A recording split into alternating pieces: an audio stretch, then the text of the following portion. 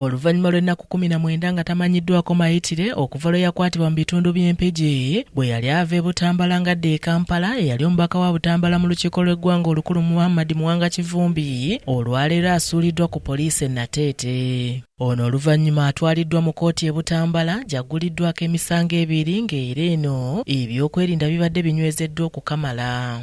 Ng'asimbiddwa mu maaso g'omulamuzi Amina Wahabu, Muwanga Kivumbi agguddwako omusango gw'okukuma omuliro mu bantu n'okuddukanya akabiina akamenya amateeka. Oludda oluwaabi lulaze nti ono ng'ali wamu n'abalala abatannaba kukwatibwa ng'ennaku z'omwezi 9 omwezi ogw'omusanvu omwaka guno yasinziira ku kyalo Bugoye mu Gombe Town Council mu disitulikiti y'e Butambala bwe yali ayogera mu lukuŋŋaana lwe yakuma omuliro mu bantu okutuusa obulabe ku bakozi ba gavumenti nti ng'ayita mu kusaba bamuwagire mu nteekateeka ze ez'okutandika olutalo okuwamba obuyinza.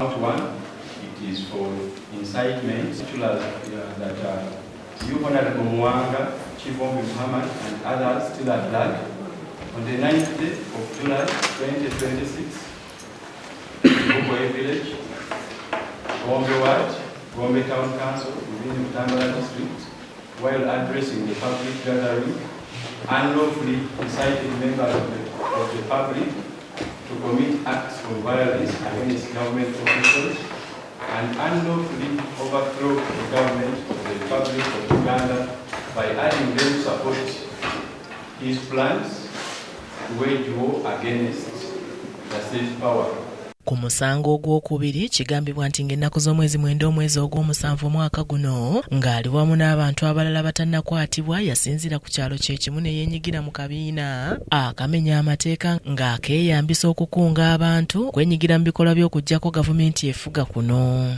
Manage unlawful society by organizing, encouraging, or supporting unlawful society by organizing, encouraging, or supporting members of the public to rise up against the unlawful overthrow of the government of the Republic of Uganda. Kivumbi emisango gyonna agyegaanye era wano bannamateeka abo okubadde Medali Lubega Sseggona ne Samuel Mulindwa Muyizi basabye kkooti eno okumuyimbula ku kakalu. And he wishes to exercise his right to apply for bail in accordance with Article 23 of the Constitution. Bano bawadde ensonga eziwerako omuli nti yeetaaga obujjanjabi nga bagamba nti yakubibwa ng'akwatiddwa nti musajja mukulembeze alina famire y'okulabirira n'ekyokuba nti okweyimirirwa ddembe lye lyerimuweebwa ssemateeka n'ensonga endala. Baleese abayimu okubadde akulira oludda oluwabula gavumenti mu Paalamenti Joel Ssennyonyi, Kiggundu Yassiini ng'ono muganda we, Labiye Musa, Nantege Yudaya ne Hussein Sembo, mmeeya w'Ekibibi Town Council. Muwanga Kivumbi oluvannyuma naye asabye omukisa okubaako ne kyayogera era wanaabuulidde kkooti engeri gye yakwatibwamu.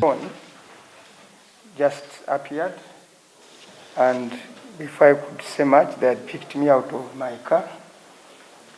And when I was in a drone, I was, the whole face was covered, and in front they would put some loads to ensure you can't even bend and see where you are going or whatever happens. Before I know it, I had been taken to a bathroom and a small room.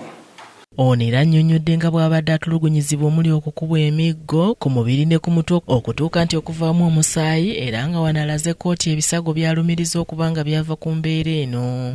When I reached that room, every single person of the gentlemen that picked me took a turn to beat, to kick, to do anything they want.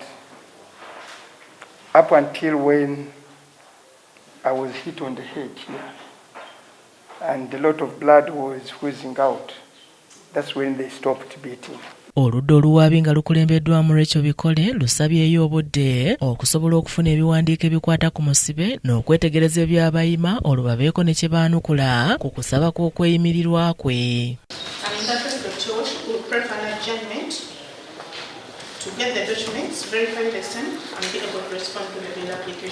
Kkooti ono emusindise ku alimanda mu kkomera okutuusa nga 11 omwezi ogujja ogw'omunaana omwaka guno.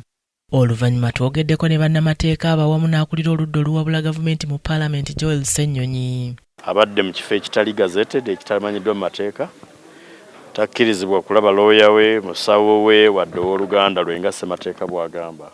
omulamuzi ne tumutegeeza nti gavumenti yetupapizza kuba olwaleero bamujjeje babadde bamukweka bo bajje babadde baganye n'okutegeeza kooti nga Honorable Mwanga Kivumbi gavumenti ye mulina bazze beegaana abapoliisi nti tebamulina abamagye nti tebamulina naye kati kyeyolekedde mu lwatu wawabadde of course road block eyo abamagye ne poliisi be baaliwo ne bamutwala.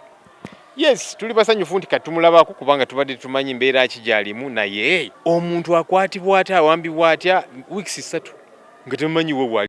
Abawagizi ba Kivumbi tebakkiriziddwa munda mu kkooti wabula bwe babadde bamutwala bano baleekaanidde waggulu era nga babadde baagala kumulabako n'okumubuuzaako.